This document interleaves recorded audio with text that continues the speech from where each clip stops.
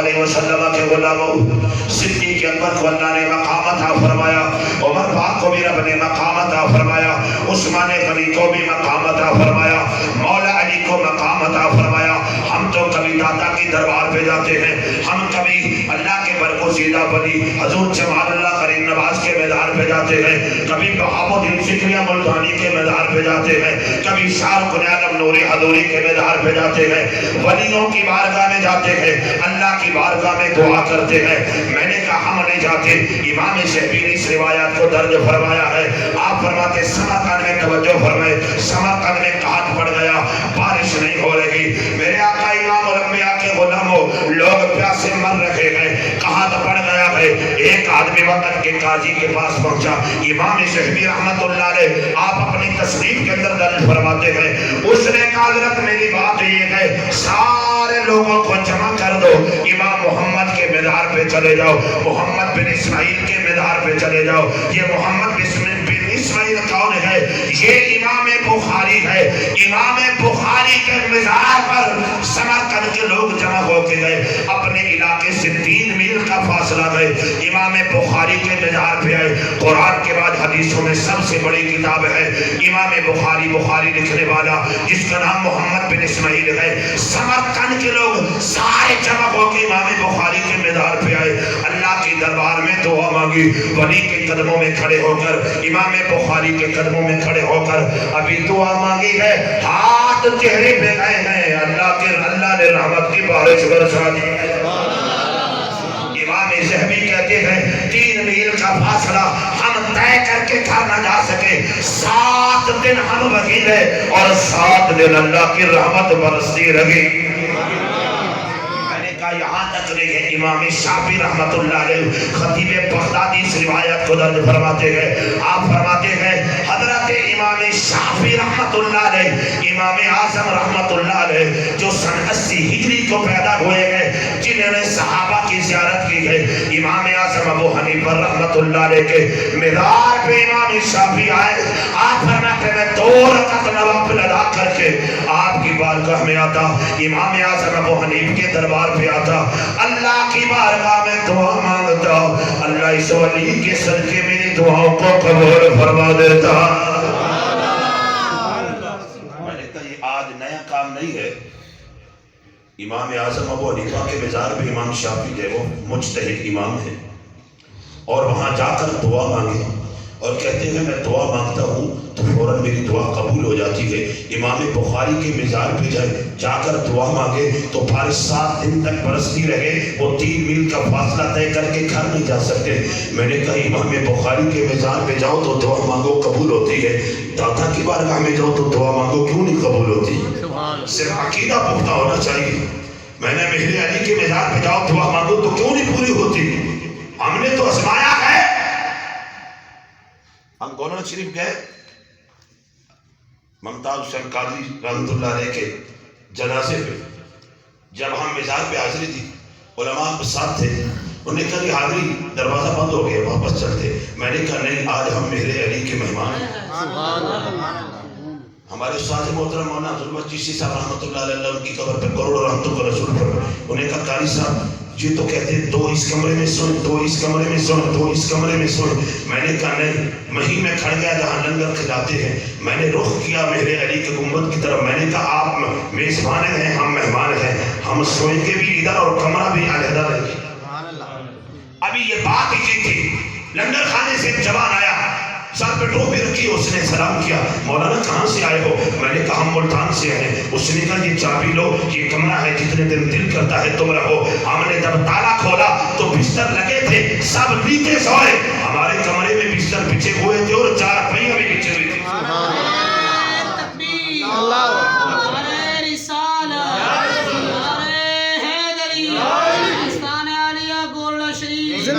میں نے کہا ولی کے مزار میں جاؤ تو سائے یہ کاسا دل کا صاف کر کے جاؤ، یہ امام بخاری کے مزار پہ دعا قبول ہو سکتی ہے۔ میں نے کہا حضرت امام اعظم ابو حنیفہ رحمت اللہ علیہ کے مزار پہ دعا قبول ہو سکتی ہے۔ میں نے کہا کئی 100 سال گزر جائے جن کے مزاروں پہ اللہ کے قرآن کی تلاوت ہو رہی ہے۔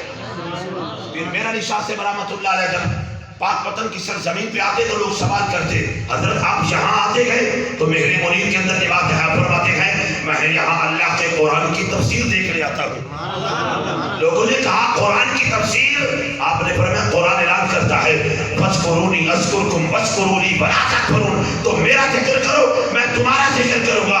پوری زندگی فرید نے رب کا ذکر کیا ہے. میں دیکھنے آتا ہوں اللہ نے اپنے بندوں کی زبانوں پر فرید کے ذکر کو جاری فرما دیا ہے. انہوں نے کہا حضرت آپ اس کو بہشتی دروازہ مانتے ہیں، جنتی دروازہ کہتے ہیں؟ آپ نے فرمایا تو ایک دروازے کی بات کرتا ہے، میرے نزدیک تو سارے دروازے جنتی دروازے ہیں. انہوں نے کہا حضرت اتنے بڑے محدث ہو کر ایسی بات؟ آپ نے فرمایا مومن کی قبر جنت کا باغ ہے، جنت کا گھر ہے. جس کی قبر جنت کا گھر ہو سکتا ہے اس کے دروازے جنتی دروازے نہیں ہو سکتے. بس عقیدہ پختہ ہونا چاہیے.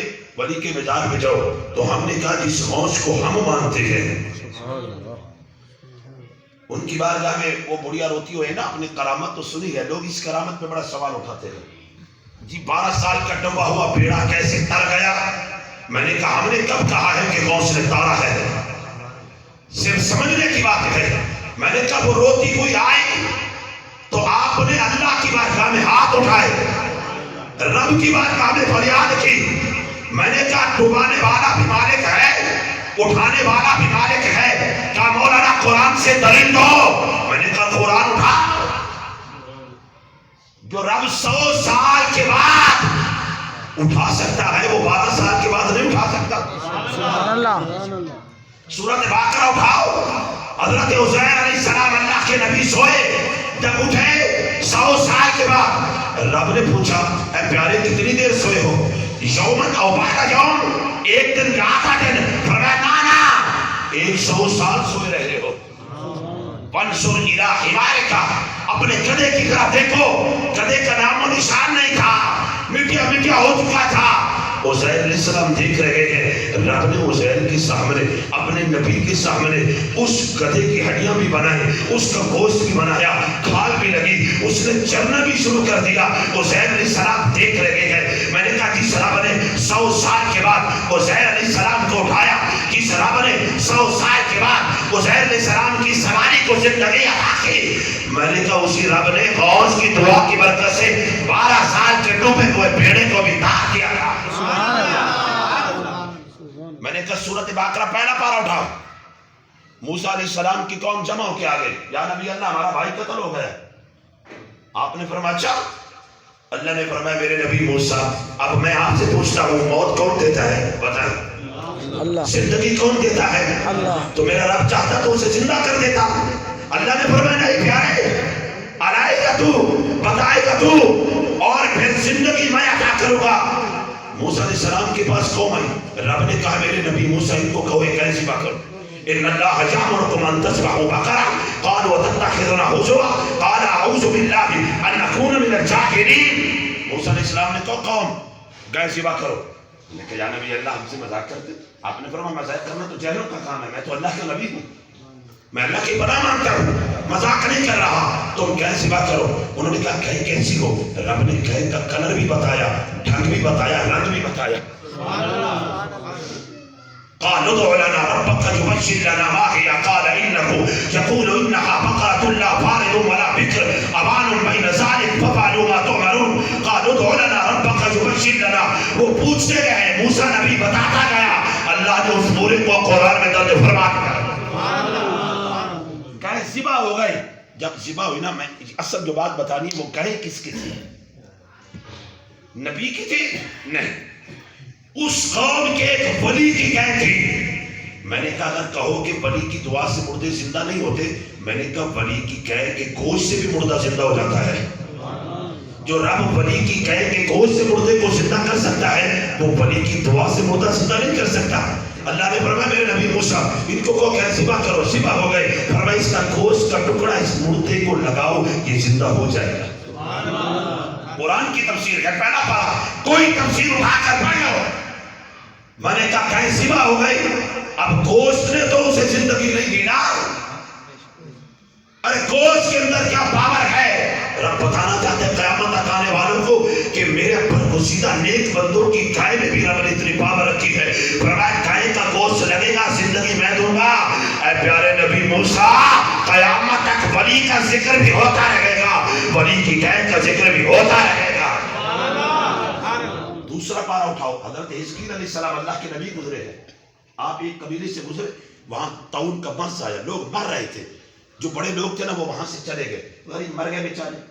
پھر کئی عرصے کے بعد پھر طاعون کا مرض آ گیا، جب مرض دوبارہ پلٹ کے آیا نا، لوگوں نے مشورہ کیا تھا کہ ہم بھی سارے چلے جائیں گے، جب سارے گئے نا تو اللہ نے سب کو موت دے دی، اب سارے مر گئے، جب مرے نا قریب کے لوگ دوسری بستی کے ہیں، انہوں نے کہا کہ اب بدبو مچ رہی، کیا کرے، اتنے لوگ گئے کیسے دفن کرے، انہوں نے باہر چار دیواری بنا دی، اب وہ ہڈیاں بن چکے ہیں۔ حضرت حزقیل علیہ السلام اللہ کے نبی کا گزر ہوا، آپ نے ہڈیوں کو دیکھا، دعا مانگی، رب نے ساروں کو زندگی عطا فرمائی۔ زندہ ہو کے مر نہیں گئے تھے، بھی زندہ ہو کے پھر مر گئے نہیں، پھر زندہ ہو کے زندہ رہے تھے، پھر ایک ایک کر کے مرا تھا، پھر ان کی اولادیں بھی ہوئی تھی۔ میں نے کہا جو 100 سال کے بعد رب زندگی عطا کرتا ہے، 100 سال کے بعد نبی کی سواری کو زندگی دے۔ میں نے کہا بنی اسرائیل کی قید، باقرہ مانا قید، اور اس قید کے نام سے رب نے 2.5 پاروں کی سورت کا نام رکھ دیا ہے۔ کھیر کی پلیٹ پہ کہہ دے کہ غوث کا نام ہے، وہ کہتے ہیں جی یہ کیسے ہو گیا؟